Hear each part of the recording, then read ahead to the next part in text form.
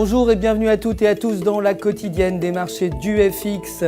Wall Street a terminé la séance de trading dans le vert après des données macroéconomiques qui ont affiché une croissance moins bonne que prévue durant les 3 premiers mois de l'année, apaisant ainsi les craintes des investisseurs sur la Fed. Le S&P 500 a gagné 0,96%, le Nasdaq a progressé de 0,85% et le Dow Jones 1,02%.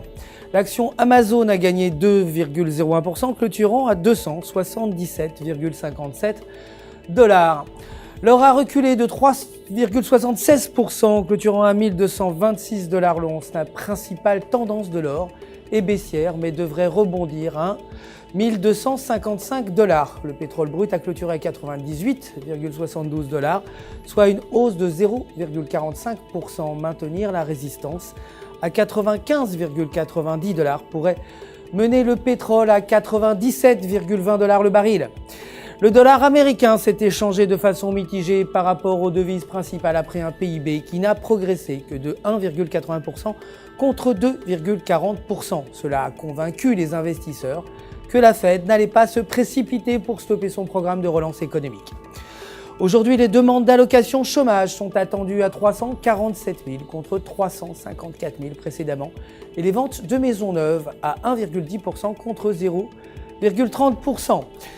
L'euro s'est déprécié par rapport au dollar américain après que le président de la BCE, Mario Draghi, a déclaré que la politique monétaire restera accommodante pour l'avenir proche. Il a ajouté que la banque s'attend à une reprise graduelle en fin d'année. La paire euro-US dollar évolue dans un canal descendant et la paire devrait rebondir à 1,3070 avant de reprendre la tendance baissière. Aujourd'hui, le taux à 10 ans italien est attendu et le sommet économique européen aura lieu dans la journée.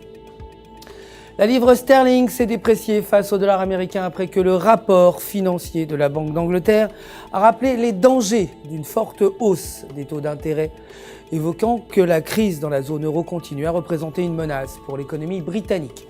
La livre sterling se maintient en dessous de 61,80% du retracement de Fibonacci sur le graphique en données de 4 heures au support à 1,53. La paire est considérée comme haussière au-dessus de ce niveau et devrait reprendre sa progression vers 1,5360. Pour terminer, le dollar néo-zélandais s'est renforcé par rapport au dollar américain. Le niveau de support se tient à 0,7700 et la paire devrait passer à 0,8000. Aucune donnée économique majeure n'est attendue aujourd'hui. Voilà, c'est la fin du flash. Merci de nous avoir suivis et restez avec nous sur www.ufxmarkets.com/fr. Pour tous vos besoins de trading, votre conseiller personnel répondra bien entendu à toutes vos questions. Le centre d'assistance du FX Market vous souhaite une excellente journée de trading.